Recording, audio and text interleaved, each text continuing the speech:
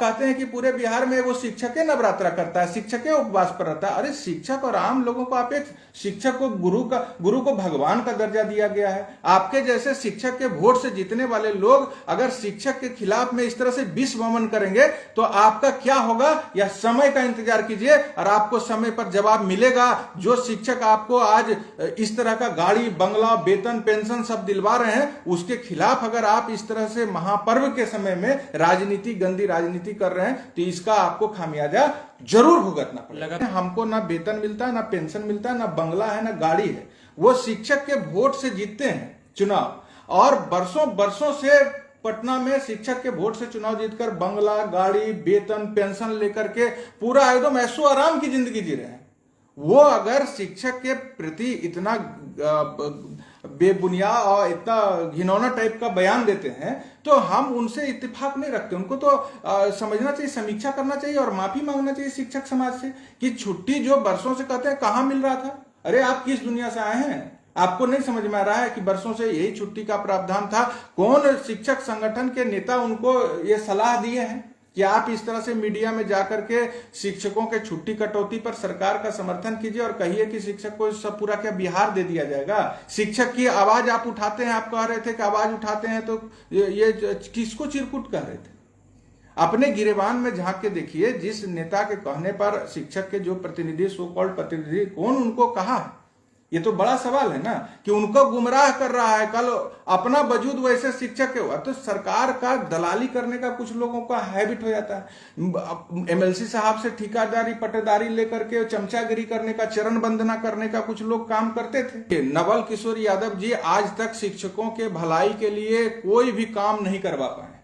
माननीय एमएलसी पटना से शिक्षक निर्वाचन क्षेत्र से चुनाव जीतते हैं, एक बड़ा चुनौती होता है, उसको वो कर रहे हैं। 6 लाख शिक्षक अपने कर्तव्य के पथ पे चलते हुए काफी कठिनाइयों को प्रतिदिन झेलते हैं, फिर भी अपना कर्म एकदम पूरी ईमानदारी से निभाते हैं। क्वालिटी एजुकेशन से कोई समझौता नहीं। अब सरकार जो है ना, बिना वजह का शिक्षकों को कुंठित करने के लिए, शिक्षकों को परेशान करने के लिए, प्रताड़ित करने के लिए कुछ ऐसे अधिकारी के माध्यम से पत्र जारी करवाते रहते हैं जिसका कि कहीं कोई औचित्य ही नहीं है।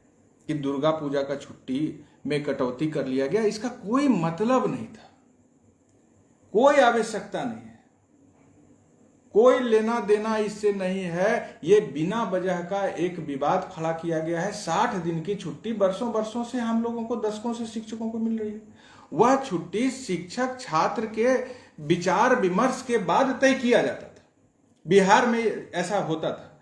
और माननीय मुख्यमंत्री 2005 में बिहार की सत्ता को संभाले हैं नीतीश कुमार जी। माननीय मुख्यमंत्री नीतीश कुमार जी 2005 से मुख्यमंत्री हैं।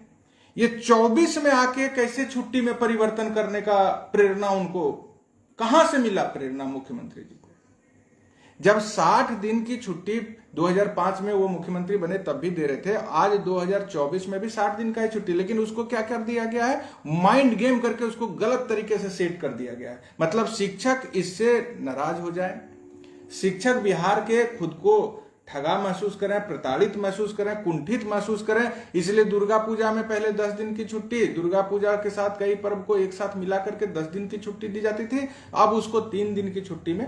काफी उम्मीद थी कि सरकार इस छुट्टी को, शिक्षक लगातार हजारों लाखों शिक्षक मांग कर रहे थे कि रिस्टोर करेंगे, लेकिन सरकार ने इसको संजीदा होकर के नहीं देखा।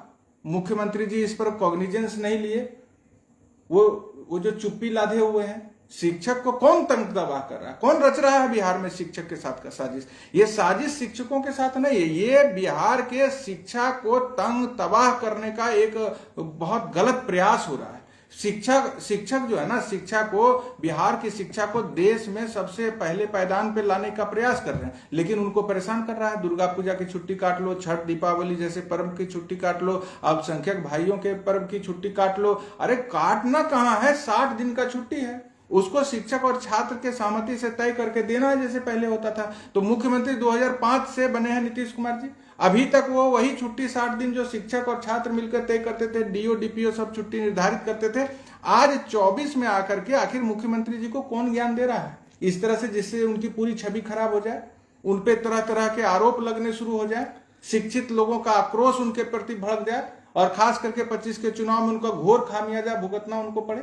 अरे दुर्गा पूजा का छुट्टी 10 दिन जो हम लोगों को मिलता था वो वही 60 दिन के अंदर मिलता था। एमएलसी साहब का जो झोला धोता होगा, जो चरण वंदना करता होगा, जो ठेकेदारी का उनका पैसा लेकर के नाजायज रूप से धन अर्जित करता होगा, वही चिरकुट होगा। हम लोग तो अपनी नौकरी को त्याग करके बिना वेतन बिना पेंशन का शिक्षक का सेवा कर रहे हैं, और शिक्षक अपनी लड़ाई को लड़ते हुए आज अल्प वेतन से यहां तक पहुंचा है। एक दिन का छुट्टी नहीं मिलता था, वहां से हम लोग आज यहाँ 60 दिन की छुट्टी तक पहुंचे। इसमें नवल किशोर यादव जी का कोई योगदान नहीं। नवल किशोर यादव माननीय एमएलसी ने अभी तो पूरा मीडिया का माइलेज लिए 10 से 4 स्कूल करवा रहे थे, आज तक वो सफल नहीं हो पाए। कोई भी ऐसा मांग शिक्षकों का आज तक माननीय एमएलसी पूरा नहीं करा पाए हैं, सिर्फ वोट। और आज शिक्षकों के खिलाफ विश्वमन कर रहे हैं, विश्वमन कर रहे हैं। भाजपा कहती है कि हम संस्कृति को बचाना चाहते हैं। दुर्गा पूजा में देखिए, हम तो सब लोग से कहेंगे कि मुख्यमंत्री जी तक बात को पहुंचाइए। मुख्यमंत्री जी लगातार बिहार में मुख्यमंत्री हैं, और जब से वह मुख्यमंत्री बने हैं तब से उनसे हम लोग समान काम के लिए समान वेतन मांग कर रहे थे। जो हम लोगों को कानून कहता है कि एक जैसा काम करने पर एक जैसा वेतन, आज तक नहीं पूरा हुआ। उनके द्वारा राज्यकर्मी का दर्जा का रूप में सिर्फ हम लोगों को झुंझुना पकड़ा दिया गया। किसी को राहत देने का काम आज तक नहीं हुआ है। बिहार के मुख्यमंत्री जी इस तरह से अगर मूकदर्शक बने रहेंगे शिक्षकों के शोषण पे, शिक्षकों को इस तरह से प्रताड़ित करेगा विभाग। आज क्या है, एक अधिकारी को आपने कुछ दिन पहले शिक्षा विभाग का अपर मुख्य सचिव बनाया, वो जो मन में आया गलत सही कानून को ताक पर रख के निर्णय लेते चले गए। आज दूसरे सिद्धार्थ साहब बने थे, काफी उम्मीद थी, लेकिन कुछ नहीं, 0 सन्नाटा, कहीं कुछ नहीं। शिक्षक परेशान रहे। अरे आप बच्चों, सरकारी स्कूल के बच्चे को पढ़ाना चाहते हैं, आप जो पहले से, मतलब उससे आर के महाजन अपर मुख्य सचिव थे, उसके पहले मदन मोहन झा अपर मुख्य सचिव थे, कितने लोग आए जो बिहार के भी मुख्य सचिव रहे, अपर मुख्य सचिव। सब लोग को यह 60 दिन का छुट्टी जो डीओ डीपीओ के साथ शिक्षक संघ के प्रतिनिधि मिलकर एडजस्ट करते थे, वो गलत नहीं लगा।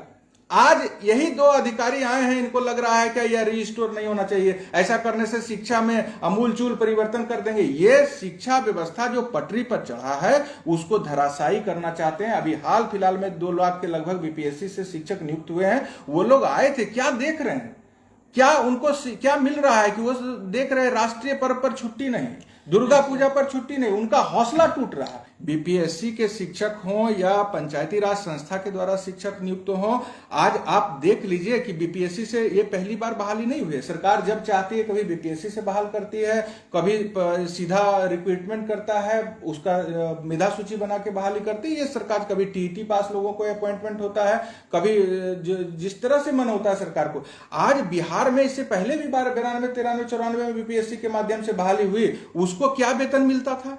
आज बीपीएससी से शिक्षक, मतलब समझिए, पहले बेचारा ट्रेनिंग किया, फिर बीए किया होगा, बीएड किया होगा, फिर बिहार टीईटी से सीटीईटी एसटीईटी पास किया, फिर बीपीएससी का परीक्षा पास किया। इतना करने के बाद भी आज उनको उनका वेतन नहीं मिल रहा है। शिक्षक जो बिहार में पहले बीपीएससी से 93-94 बहाल हुए थे, उनको 9300 से 34,800 का पेमेंट मिलता था। आज बीपीएससी को क्या कह रहा है, 25,000 फिक्स वेतन दे रहा है। आज अगर बीपीएससी से डायरेक्ट राज्यकर्मी के रूप में सरकार बहाल की है तो उनका मूल वेतन अभी स्टार्टिंग में होना चाहिए 35,400 कम से कम इंटर ट्रेंड के टीचर को। क्या उनको 25,000 मूल वेतन देकर सरकार उनको कितना शोषण कर रही है। इसी तरह से बीपीएससी से पहले जो पंचायती राज संस्था से बहाल है वो भी शोषण के शिकार हैं। आज आप बात कर रहे हैं बीपीएससी के शिक्षक बेचारे परेशान हैं। आज पूरे शहरी क्षेत्र में सीट अवेलेबल था, पूरे शहरी क्षेत्र में बिहार के तमाम प्रखंड मुख्यालय, जिला मुख्यालय में, शहरी क्षेत्र में, विद्यालय में सीट खाली था, शिक्षक की वैकेंसी थी, लेकिन उन लोगों को पहाड़ पर्वत में भेज दिया गया। आप यहां तक देख लीजिए, अभी कुछ दिन पहले की घटना है, यहां पटना जिला में शिक्षक को बीपीएससी 1 साल भी बहाली नहीं हुई, वो बेचारे सरकार के अराजकता का सामना करते करते गंगा में डूब गए, गंगा में बह गए। बिना उनका डेड बॉडी मिला, उनके परिवार श्राद्ध क्रम करना पर विवश हुआ। ये किस तरह का शोषणवादी नीति है। बीपीएससी से आप आइए, पंचायती राज की संस्था के द्वारा है, ये सरकार सबको फूट डालो राज करो की नीति पर है। आज बीपीएससी वाले शिक्षक क्या सोचते होंगे, दशकों दशकों वर्षों वर्षों से जो छुट्टी की परंपरा थी, जो छुट्टी नियम से मिल रहा था, वो बीपीएससी से बेचारे बहाल होके आए तो खत्म कर दिया। मतलब बहाल होने के साथ ही उसको कुंठित कर